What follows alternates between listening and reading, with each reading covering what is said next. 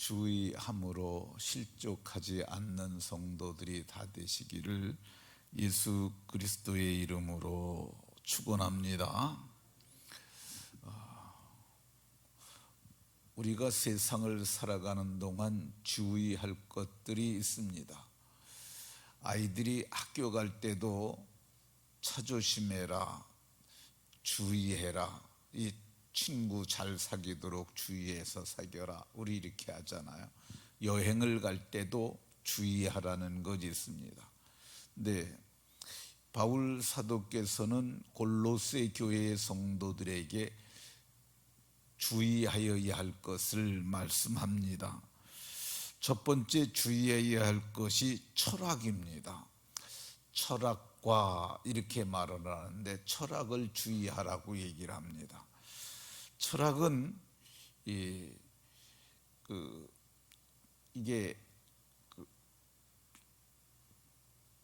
필로소피아라고 하는데, 이 필로스라는 단어와 소피아라는 단어가 합성된 그런 언어, 그런 겁니다.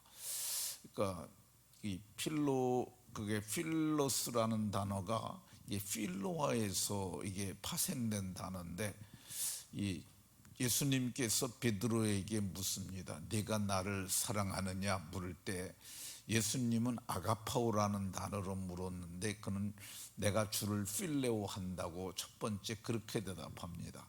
이게 필레오라는 단어가 사랑이라는 의미를 담고 있어요.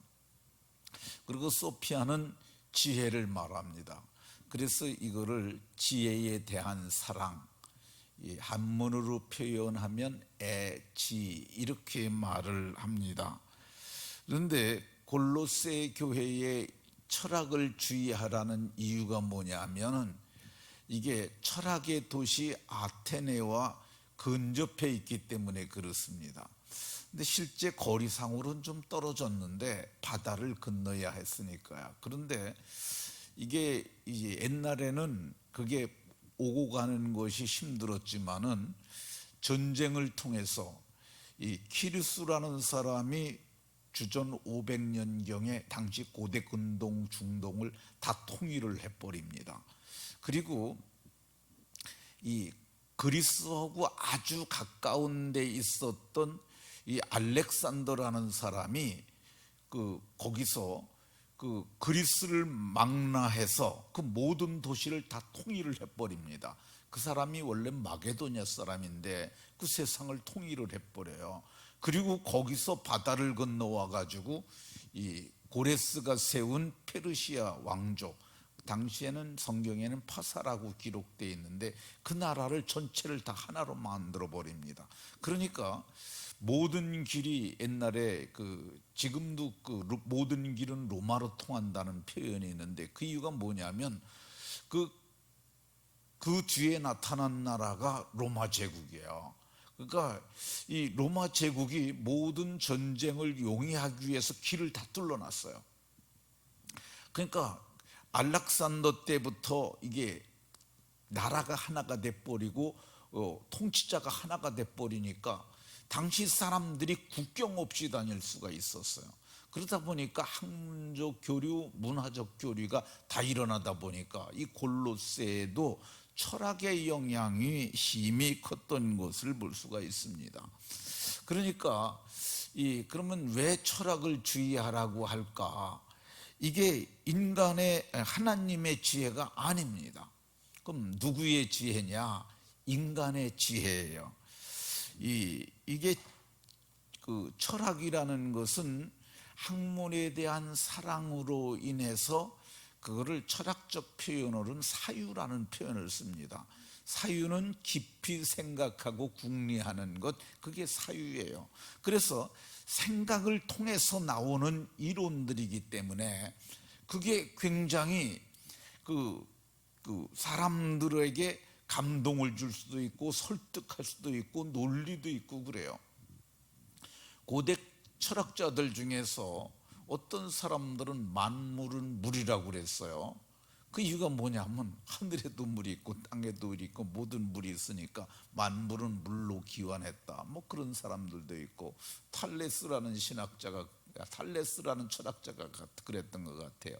어떤 사람들은 불이라고 그러기도 하고, 이 소크라테스 같은 사람들은 너 자신을 알라고 이렇게 말하기도 했고요. 그리고 그 뒤에 나오는 철학자들이 그걸 체계화하고 학문화하고 그걸 논리화합니다. 그러니까 그것이 상당히 권위 있는 학문이 되어 있었어요. 그거 철학을 하게 되면은요, 말을 잘합니다. 그리고 논리적으로 얘기를 하고 설득이 되게 하고, 그러니까 많은 사람들이 거기에 납득돼서 그것을 진리인 양 오해할 수 있게 되어 있었습니다. 그런데 성경은 뭐라고 얘기를 합니까? 오늘 본문에서는 이것은 사람의 전통이고 초등학문, 아주 기초학문에 속한 것인데 그거를 그렇게 따를 게 아니라고 얘기를 합니다. 성경이 얘기하는 지혜는 뭐예요? 여호와를 경외하는 것이 지혜의 근본이라고 그러잖아요. 근데 사람들이, 철학자들이 하나님에 관한, 하나님을 경외하는 것이 지혜라는 말을 납득을 하지 못해요. 그러다 보니까 오해하고 무시하고 그러고 되는 경우도 있고. 그런데 바울 사도는 어떤 사람이었느냐? 바울 사도는 당시에 이제 그 세계의 큰 사상의 두 맥이 있다고 그러면 하나는 헤브라이즘, 하나는 헬레니즘이죠. 헬레니즘은 바로 오늘 성경이 얘기하는 그리스 철학을 얘기를 하는 거야. 그리고 헤브라이즘은 유대 사상을 얘기를 하는 거죠. 근데 그 모든 것을 다 알고 있었던 이 사람이 뭐라 그러냐? 그거는 초등학문에 불과하다고 이렇게 얘기를 합니다. 근데 사람들이 이 철학에 대해서 굉장한 매력을 느낍니다. 저희가 신학할 때만 하더라도 철학을 하고 신학을 해야 한다, 이런 얘기를 많이 하는 사람들이 있었어요. 왜 그러냐면 사유의 능력을 얻기 위해서 그런 식으로 표현한 것으로 저는 생각하는데, 저는 그렇게까지 할 필요가 있을까? 그냥 이해 정도만 하면 되지, 그런 생각이 듭니다. 총신대학교 신학대학원 입시시험에 옛날에는 철학이라는 과목이 꼭 있었어요.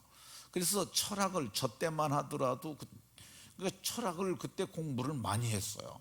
고대 철학부터 근대 철학에까지. 그건 맞는 말도 있지만 맹랑한 말들도 많거든요. 근데 어쨌든 시험에 나오니까 그거 공부했어요. 근데 지금은 그거 없어졌다는 얘기 하더라고요. 철학 안 한다고. 제가 생각하건대 신학교 시험에서는 성경 보면 맞다고 생각합니다. 그리고 논술과 같은 것, 그리고 요즘은 영어를 본다고 그러는데 저희 때도 영화를 봤어요. 근데 너무 그쪽에 이렇게 많이 이렇게 비중을 두는 것, 저는 별로 이렇게 권할 만한 것이 아니다, 그런 생각이 듭니다. 그러니까 우리는 철학을 크게 생각할 이유가 하나도 없어요. 철학은 그냥 사람들이 만들어 놓은 학문입니다. 근데 이게 서양 철학만 있는 게 아니잖아요. 동양 철학도 그 분량이 방대합니다. 동양의 철학뿐만 아니라 불교 같은 사상들도 사실은 철학에 가까운 것들이거든요. 근데 성경은 오늘 뭘 얘기를 하느냐? 거기에 사로잡힌다고 얘기를 하고요. 사로잡힌다는 표현이 포로가 된다는 거예요. 거기에 사로잡히게 되면은 성경이 말하길, 이거는 초등학문에 너희가 빠지는 거고 이거는 그리스도를 따름이 아니라고 아주 단언을 합니다. 그러니까 우리 성도들도 알아야 될 게, 우리가 절대시하고 옳게 여기고 바르게 생각해야 하는 것은 성경이지, 말에 논리가 있고 그렇게 할지라도 거기에 속으면 안 된다는 겁니다. 말씀을 마치도록 하겠습니다. 철학 별거 아니다, 이렇게 생각하는 게 맞습니다. 절대 진리는 성경밖에 없다. 그래서 성경을 읽고 성경을 마음판에 새기고, 그리고 성경을 믿음으로 행할 때 하나님의 능력을 체험하고 하나님을 기쁘시게 하며 이 땅에서도 유력한 자가 되게 하십니다. 모두가 말씀을 중히 여기는 성도들이 다 되시기를 예수 그리스도의 이름으로 축원합니다.